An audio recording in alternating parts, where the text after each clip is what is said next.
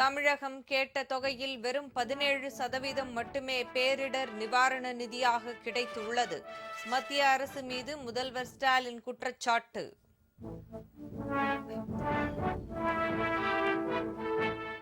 தமிழ்நாட்டின் மொத்த உள்நாட்டு உற்பத்தி வளர்ச்சி 16% அதிகரித்துள்ளது. நிதியமைச்சர் தங்கம் தென்னரசு விளக்கம்.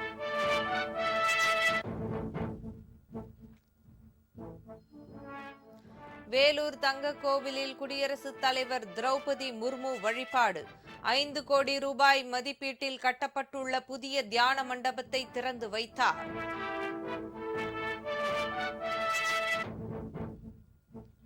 நேஷனல் ஹெரால்டு வழக்கில் சோனியா ராகுல் மீதான குற்றப்பத்திரிகையை நீதிமன்றம் ஏற்க மறுப்பு. பிரதமர் பதவி விலக கார்கே வலியுறுத்தல்.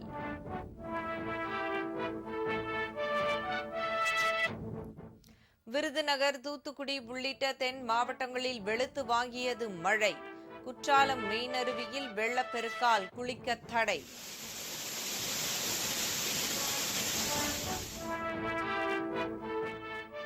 பள்ளிக்கூட சுவர் இடிந்து விழுந்து சிறுவன் உயிரிழந்த சம்பவம்.